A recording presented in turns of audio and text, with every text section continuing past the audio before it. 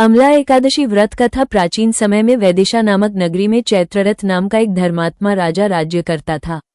वह भगवान विष्णु का परम भक्त था।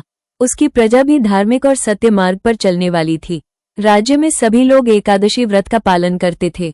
एक बार फाल्गुन शुक्ल एकादशी के दिन राजा ने नगरवासियों के साथ मिलकर आंवले के वृक्ष के नीचे भगवान विष्णु की पूजा करने का निश्चय किया। सभी लोग सुबह स्नान करके स्वच्छ वस्त्र धारण कर पूजा स्थल पर पहुंचे। आंवले के वृक्ष के नीचे भगवान विष्णु की प्रतिमा स्थापित की गई। धूप, दीप, नैवेद्य और पुष्पों से विधिवत पूजा की गई।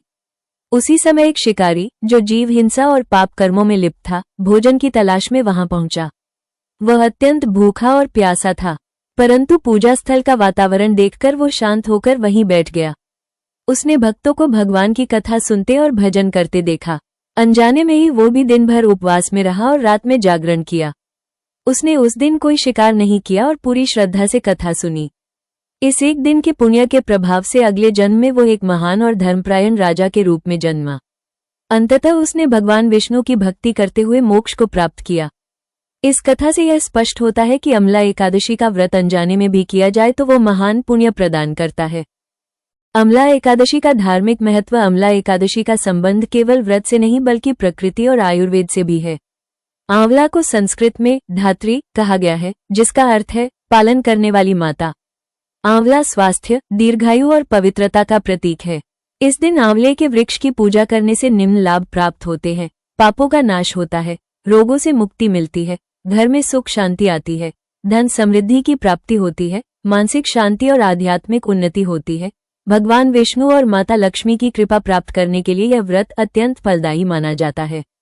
धार्मिक ग्रंथों में कहा गया है कि इस दिन किया गया दान, जप और तप अक्षय फल देता है। अमला एकादशी पूजन विधि। विस्तार से अमला एकादशी का व्रत विधिपूर्वक करना चाहिए।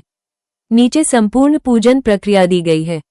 व्रत का संकल्प। ब्रह्म मुहूर्त में जागरें, स्नान करके स्वच्छ या पीले वस्त्र धारण करें, घर के मंदिर में दीपक जलाएं, भगवान विष्णु के समक्ष व्रत का संकल्प ले।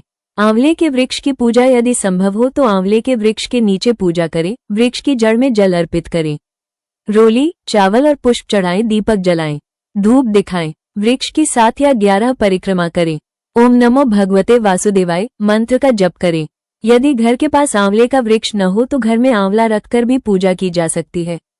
भगवान विष्णु की पूजा। भगवान विष्णु की प्रतिमा या चित्र स्थापित करें, तुलसी दल अर्पित करें, पीले फूल चढ़ाएं, विष्णु सहस्रनाम का पाठ करें। अमला एकादशी व्रत कथा पढ़ें या सुनें। उपवास नियम। इस दिन फलाहार या निर्जल व्रत रखा जाता है। लहसुन, प्याज और तामसिक भोजन से बचें। दिन भर भजन कीर्तन करें। रात्रि में जागरण करना अत्यंत शुभ माना जाता है। द्वादशी पारण। अगले दिन द्वादशी तिथि में प्रातः स्नान करके भगवान की पूजा करें और व्रत का पारण करें। ब्राह्मण या जरूरतमंद व्यक्ति को भोजन और दान देना अत्यंत पुण्यदायी होता है। आध्यात्मिक और वैज्ञानिक दृष्टिकोण। आंवला आयुर्वेद में अत्यंत महत्वपूर्ण फल माना जाता है। इसमें विटामिन सी प्रचुर मात्रा में होता है, जो शरीर की रोग प्रतिरोधक क्षमता बढ़ाता है। इस प्रकार यह व्रत आध्यात्मिक शुद्धि के साथ साथ स्वास्थ्य की दृष्टि से भी लाभकारी है। उपवास करने से शरीर को डिटॉक्स करने का अवसर मिलता है, मन एकाग्र होता है और ध्यान में स्थिरता आती है। इसलिए अमला एकादशी केवल धार्मिक अनुष्ठान नहीं बल्कि आत्मशुद्धि का पर्व भी है। व्रत के प्रमुख लाभ। पूर्व जन्म के पापों का नाश, घर में समृद्धि, संतान सुख, स्वास्थ्य लाभ, मानसिक शांति, मोक्ष की प्राप्ति। जो व्यक्ति श्रद्धा और नियम पूर्वक इस व्रत को करता है उस पर भगवान विष्णु की विशेष कृपा बनी रहती है। अमला एकादशी का व्रत केवल एक धार्मिक परंपरा नहीं बल्कि जीवन में सकारात्मक ऊर्जा, स्वास्थ्य और आध्यात्मिक उन्नति लाने का माध्यम है। आंवले के वृक्ष की पूजा प्रकृति के प्रति कृतज्ञता का भी प्रतीक है।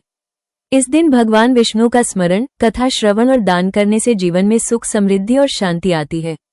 इसलिए प्रत्येक श्रद्धालु को इस पवित्र व्रत का पालन अवश्य करना चाहिए।